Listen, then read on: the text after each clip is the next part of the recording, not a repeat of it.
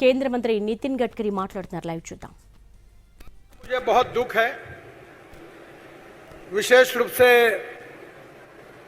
अनेक दिनों से उप्पल एलिवेटेड फ्लाईओवर का काम चल रहा है. मुझे मुंबई में 55 फ्लाईओवर्स बनाने का मौका मिला, वर्ली बांद्रा सीलिंग प्रोजेक्ट बनाने का मौका मिला और मुंबई पुणे एक्सप्रेस हाईवे बनाने का मौका मिला. तब फ्लाईओवर बनाने के लिए मैंने एक नियम बनाया था, पॉलिसी बनाई थी कि जो एक दिन पहले काम करेगा उसको 1 लाख रुपए अवार्ड मिलेगा और एक दिन लेट करेगा उसको 1.5 लाख रुपए फाइन लगेगा.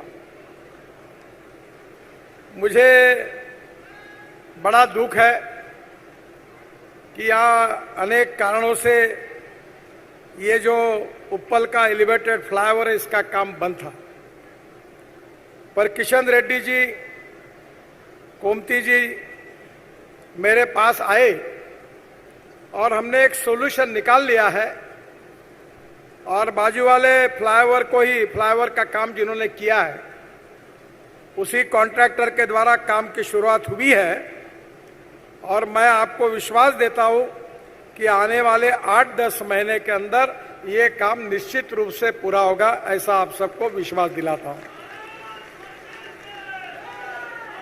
मुझे स्टेज पर जितने निवेदन मिले 8-10 इसी फ्लाईओवर के बारे में थे और इसलिए आपकी समस्या बहुत गंभीर है और 10 महीने में किसी भी स्थिति में मैं भी इसका फॉलोअप करूंगा और ये काम पूरा होगा, ऐसा मैं आपको विश्वास देना चाहता हूं. 2014 में आदरणीय मोदी जी के नेतृत्व में जब हमारी सरकार आई और मुझे मिनिस्ट्री ऑफ रोड ट्रांसपोर्ट का कार्य संभालने का मौका मिला, तब तेलंगाना में एनएच की लेंथ 2511 किलोमीटर थी. पर इस 10 साल में ये 5000 किलोमीटर से ज्यादा हुई, यानी दुगनी हुई है. 1.25 लाख करोड़ के काम कुछ पूरे हुए, कुछ चल रहे हैं और मैं आपको विश्वास दिलाना चाहता हूं कि आने वाले 2-3 साल में हर 2 लाख करोड़ के काम हम शुरू करेंगे और कुछ कामों को पूरा करने की कोशिश करेंगे, ऐसा वचन मैं आप सबको देता हूं. मुझे पता है कि हैदराबाद ये आईटी सिटी है, फार्मेसी का जो इंडस्ट्री है हमारी वो भी बहुत बड़ी है.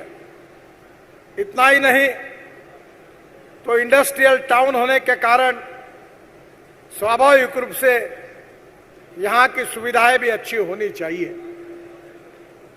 मैं अक्सर याद रखता हूं American president John F Kennedy ji को और उनके फेमस स्टेटमेंट को मैंने अपने ऑफिस में लिखकर मेरे चेयर के सामने लिख के रखा है.